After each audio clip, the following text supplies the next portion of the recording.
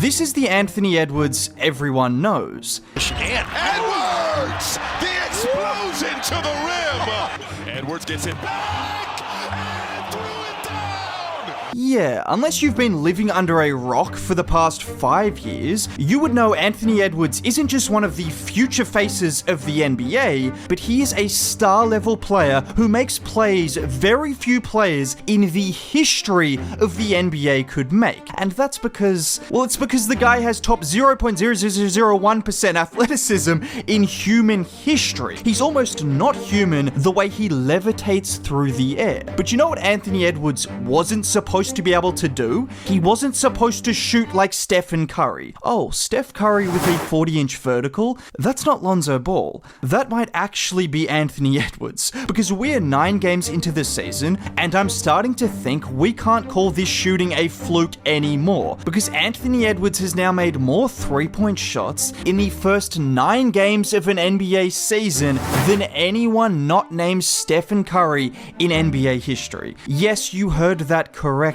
Not Klay Thompson, not Damian Lillard, not James Harden, but Anthony Edwards. And if he's going to continue shooting at this level, should we just pack it up and call it a day? I'm being serious. Should we just forget about this whole NBA thing? Because the only game plan teams have had in the past was either double teaming him or going under on screens and hoping he would miss threes. Good luck doing that now. And his most recent performance was his best shooting game of the season, going off for 9 threes in a game against the Blazers. And I know it was the Blazers, but just look at the first shot of the game, where you have Randall and Gobert both setting screens for Ant to curl around, to catch, and fire. It's scary enough that he's not only taking and making more pull-up threes than ever before, but now he's coming off pin downs and moving off the ball like he's Steph Curry or Klay Thompson. That's not great for the rest of the NBA. And that was just a glimpse of what was to come in the game against Portland, with Ant pulling out all kinds of shots, from step back threes to deep threes off the catch, and then for whatever reason Portland decided they wanted Ant to keep on taking threes, going under on screens with DeAndre Ayton. So Ant kept on taking and making those threes. And it wasn't just me or probably you who was surprised watching Portland continue to go under on screens from a guy who has been shooting like Steph Curry to start the season. But Ant was just as surprised. Mike be trying to tell me like get downhill, and I'm like, bro, they going under. You know what I mean? Like I work on my game too much to try to force going downhill. They can keep going under, so I'm gonna shoot that. I'd really be surprised at this point. Like I made like 2 threes in the first quarter today, and then in the third, I came out and made one, and they kept going under. I'm like, and this is the problem for the entire NBA, with Anthony Edwards now shooting threes at this rate. You can question defenses going under on screens, but what is the answer? Because how many bigs in the NBA can keep up with Anthony Edwards if he decides to attack downhill? I'll save you the answer. It's 0. So really, you have 2 choices. Continue going under on screens, or try to blitz Ant and hope he turns the ball over, or the Timberwolves can't capitalize on 4-on-3 situations. It's this exact reason why Steph Curry has been impossible to game plan for so long, because no matter what you do defensively, it feels like he has the advantage every single time. Now, Ant isn't Steph Curry, and his biggest area for improvement is definitely still his playmaking, but Steph Curry also wasn't built like a shorter version of LeBron James. So to be completely honest, we've never seen anything like this. And if you think he's going to switch up this playstyle, I've got news for you. Man, what would you say to somebody who said you're shooting too many threes? Fuck them.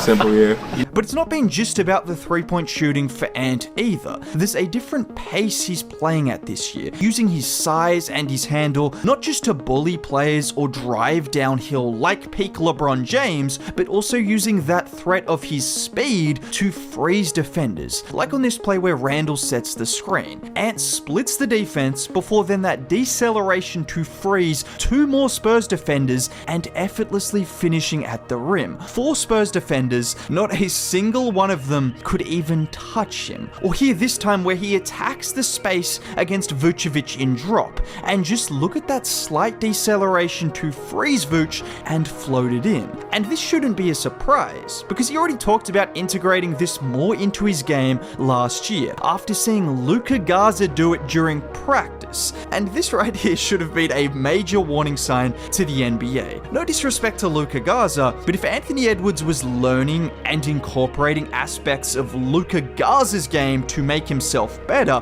what did we think was going to happen when he spent an entire summer with Steph Curry, Kevin Durant, and LeBron James? Well, apparently he just stole Kevin Durant and Steph Curry's powers all at once. I also wouldn't be worried about Ant's finishing numbers right now, because I've seen some people talk about how he should be attacking more, and his numbers are way down on last season. But like he said in that earlier clip, if teams are going to play in drop coverage against him, and he's going to shoot nearly 50% from 3, why would he switch up his playstyle? Because right now he is having the most efficient season of his NBA career, and that's in spite of him shooting nearly 20% lower at the free throw line than he did last year, which I expect to be a fluke. But I think we just have to focus on the positives so far from Ant, and that is the fact he's shooting the ball more confidently and more effectively than he ever has before. He's still just as dangerous getting downhill, not just with his ability to dunk on players or bully defenders, but he is so smooth getting to the rim. Look at him on this play with that little burst of speed to beat the help defense from Kobe White before the beautiful Euro step around Vucevic for the finish. Or how about this time in transition against Clay, crossing one way, back the other way, and with Gafford forcing him baseline, look at his ability to Euro step and finish with the reverse. This is what is so special about Ant. Not only does he have the physical tools, the shooting ability, and the mentality, but he also has the footwork as well. I can't help but think back to last year's playoffs when he hit Devin Book with this nasty step through move. This is why Anthony Edwards is one of the most entertaining players in the NBA. It's not just the highlight dunks or the blocks where his head nearly touches the top of the backboard, but it's everything else.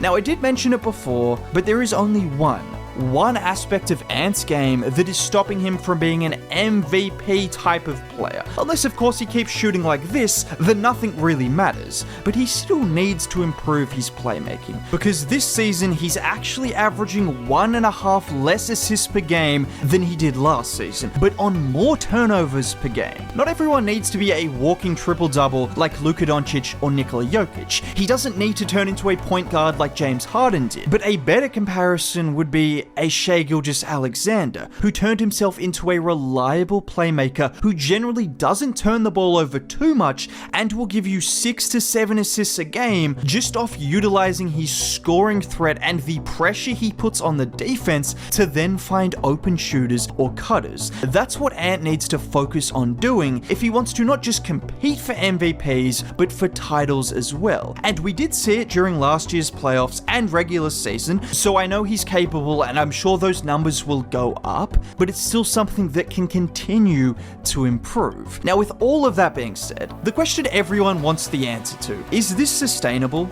I have no idea. Anthony Edwards himself doesn't know. That's what makes the NBA so great. Now, history will tell us that it's not, unless your name is Steph Curry, and even Steph Curry himself has gone through slumps. But we know he's worked on this. We know it's a point of emphasis for him this season, and Anthony Edwards is the same person who told us he could be the best badminton player or water polo player in the world if he wanted to. So why can't he be the best shooter in the world? If he's shooting even 39 or 40% from 3 on this volume, that's Klay Thompson levels. Klay Thompson levels with his athleticism, his handle, and everything else he brings to the game. That is still game-breaking stuff. Now, if you made it all the way to the end of the video and want to see more content like this, consider subscribing, it's free. Dropping a like on the video would be great. Most importantly, have a great day. Bye.